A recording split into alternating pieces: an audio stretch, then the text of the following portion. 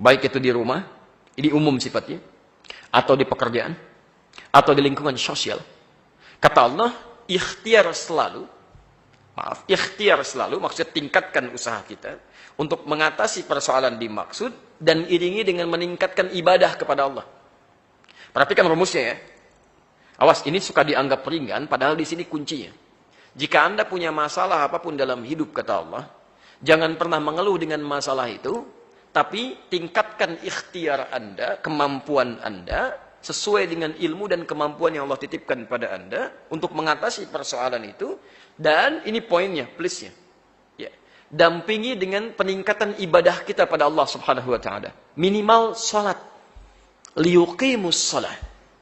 Jelas ya? Liyuqimus salat, minimal salat. Tolong tarik garis di dalam kalimat salat ini.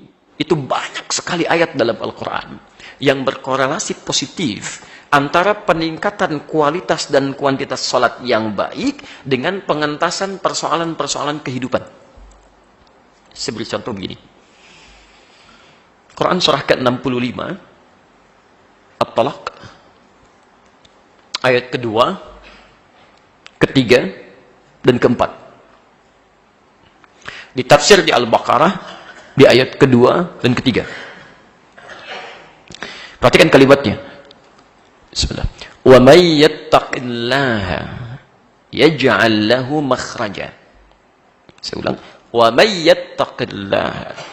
Siapa yang bisa meningkatkan takwanya kepada Allah di ujung ayat kedua, di akhir ayat kedua. Perhatikan persamaannya. Siapa yang bisa meningkatkan takwanya kepada Allah, yaj'al lahu makhraja, maka kami akan berikan jalan keluar dari setiap kesulitan yang dialami. Jadi persamaan Al-Qur'annya, takwa sama dengan solusi kehidupan. Jadi kalau Anda sedang punya masalah, kata Allah, sebetulnya solusinya mudah, tidak terlalu banyak biayanya, tidak terlalu besar tenaganya, tingkatkan takwa aja. Ya. Bahkan persoalan rizki yang sering dikeluhkan itu, dicari-cari nggak dapat, ngajukan proposal nggak diterima dan sebagainya. Masya Allah, jangankan yang Anda cari, kata Allah, wa yarzuqhu min haitsu la yahtasib, yang tidak dicari pun kami akan datangkan. Ya. Silahkan kalau Anda nggak percaya. Anda punya masalah dalam bisnis, jadi pebisnis yang bertakwa. Anda punya masalah di birokrasi, jadi birokrat yang bertakwa. Jadi diplomat yang takwa, jadi dosen yang takwa, jadi pelajar yang takwa. Ya Allah janjikan, dan janji Allah nggak mungkin keliru. Anda punya masalah, jangankan yang Anda cari itu, yang nggak dicari pun solusinya kami berikan. Bahkan terkait persoalan rezeki. Tidak sedikit orang berkata begini ya, kata Allah, saya datangkan dari sisi yang tidak kamu sangka-sangka. Datang tuh. Ya. Ada orang berkata, aduh nggak nyangka saya tadi dapat proyek yang ini nih. Ya, Anda nggak usah nyangka, karena rezekinya pun didatangkan dari rezeki dari sisi yang tidak Anda sangka. Ya hadir itu. Ya. Bahkan, Masya Allah, yaj'allahu min amrihi yusra. Dan kami akan jadikan semua urusan hidupnya mudah. Nah, yang penting Anda catat, apa hubungan dengan sholat? Kalimat takwa itu disebutkan di Quran, semua derivasinya 115 kali. 115 kali. Penyebutan kalimat takwa pertama di Quran, itu ada di Al-Baqarah ayat 2. Sampai ketiganya. Dzalikal kitabu la raiba fi hudan lil muttaqin. Siapa orang takwa ini? Ayat 3-nya. Alladzina yu'minuna bil ghaib wa yuqimunas shalah. Sekarang saya mohon izin agak luaskan ini ya, karena ini menurut saya sangat penting pesan ini, dan sangat kontekstual untuk kita sekarang. Lihat kalimatnya. As-shalah, itu tulisannya, kalau tulisan berbeda dengan yang saya sampaikan ini, mushaf Anda keliru. Ya, mushaf Anda keliru. Ya. Alif, lam, shad, lam, waw, di atasnya ada fathah tegak, kemudian ta marbutah.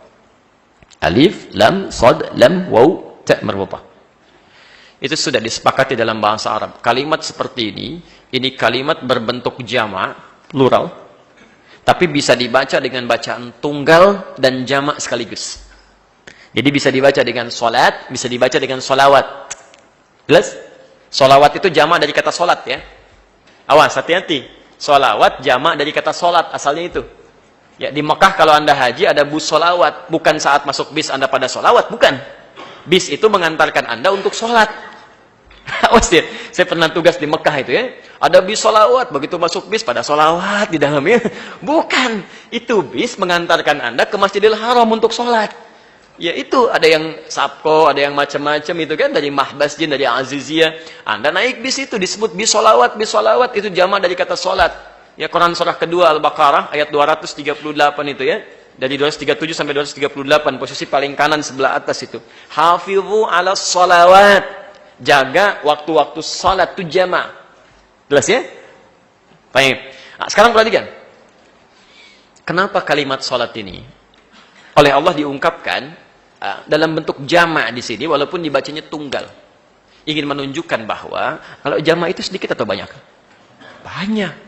Lihat, takwa yang meningkat itu bisa mengentaskan persoalan. Pertama, bisa dikerjakan lewat sholat, tapi bukan sholat biasa. Pertama, bentuknya jama', sholat yang ditingkatkan kuantitasnya. Jadi kalau Anda misalnya sedang punya persoalan dalam kehidupan, tingkatkan sholat. Pertama dari sisi kuantitas. Ayo, ya. Salat yang kita kerjakan sehari berapa kali? 5. Berapa rakaat? 17 tuh, kan? Antum usia segini masih 17 rakaat juga. Masih 5 waktu. Saya lihat anak-anak kecil tuh, yang 4-5 tahun itu, Masya Allah. Ya, 5 waktu juga. Cuma mereka bisa nambah tuh. Masya Allah, 2 rakaat sebelum subuh. Bahkan ada yang mabit, Pak. Ada yang mabit tuh malam ini anak-anak tuh. Ya, ada yang mabit, baca Al-Quran, menghafal Quran, 2 rakaat sebelum subuh dan nambah, 4 rakaat sebelum zuhur, 2 rakaat setelah zuhur, 2 rakaat setelah maghrib, 2 rakaat setelah isya. Datang ke masjid sebelum maghrib lagi. Ya, sebelum adzan udah pada datang, berjamaah sholatnya. Habis adzan baca Al-Quran, menghafal lagi. Pulangnya 8:30 ba'da isya, mengecek lagi hafalan Qurannya. Itu anak usia 4-5 tahun.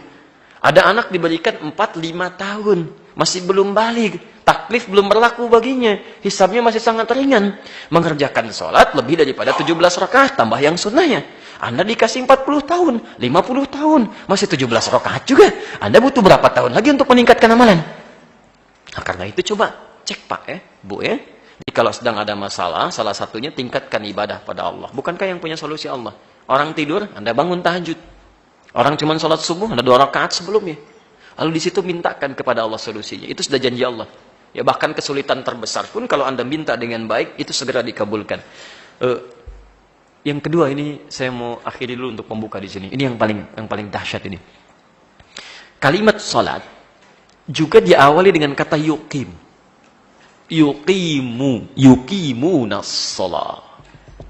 Yuqimunas shalah. Dan pada umumnya kalimat salat itu senantiasa diawali dengan kata aqim yuqim, aqam. Pada umumnya. Al-Baqarah 43, wa aqimus shalah, ada aqim. Al-Ankabut 45, wa aqimis shalah, ada aqim. Alladzina yuqimunas shalah. Yuqim itu artinya ditunaikan dengan sempurna. Saya ulang, dengan sempurna. Jadi berbicara kualitasnya. Kalau yang pertama kuantitasnya, kedua kualitasnya. Saya kasih rumus sedikit ya. Kalau dalam konteks ibadah, ada kalimat dalam Al-Quran atau dalam hadis menghadirkan makna sempurna, itu sesungguhnya isyarat yang menunjukkan kepada kita bahwa pertama, ada orang yang mengerjakannya dengan tidak sempurna. Jadi mohon maaf, kalau Anda tiap hari sholat, kalau bahasa luasnya, Anda tiap hari sholat tapi masalah tidak pernah tuntas, barangkali cek, mungkin sholatnya belum sempurna. Jelas ya? Mungkin sholatnya belum sempurna. Kalau ada orang nggak sholat, masalah nggak tuntas-tuntas, dia nggak sholat. Tapi kalau Anda tiap hari sholat, masalah nggak tuntas, barangkali sholatnya tidak sempurna.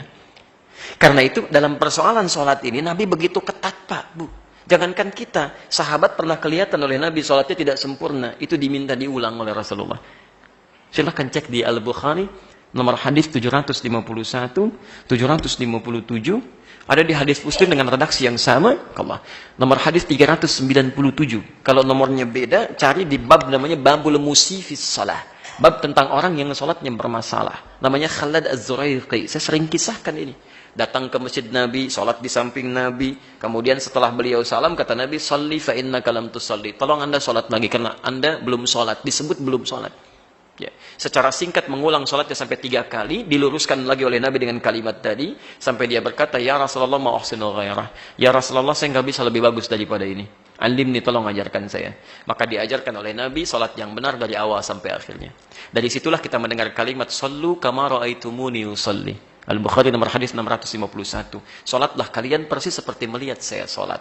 Nah, ajaran Nabi ini Bukan ingin membebani kita supaya sholatnya mesti detail begini, bukan. Maksudnya untuk memastikan kalau sholat kita benar, manfaat-manfaat tadi dapat. Itu poinnya. Ya. Jadi seperti Nabi Ibrahim saja minta keluarganya sholat, itu Nabi. Ya, nanti Ismail meneruskan lagi di Quran surah 19 Maryam ayat 55 itu. Ya, beliau teruskan lagi minta keluarganya sholat. Nanti Nabi Isa turunan terakhirnya sholat juga. Quran surah 19 ayat 31-nya. Nabi Musa sholat, semua sholat. Nabi, Rasul sholat, sempurna sholatnya. Dan banyak ditunaikan sampai ke Nabi Muhammad SAW. Kita bukan Nabi, bukan Rasul. Surga belum jelas.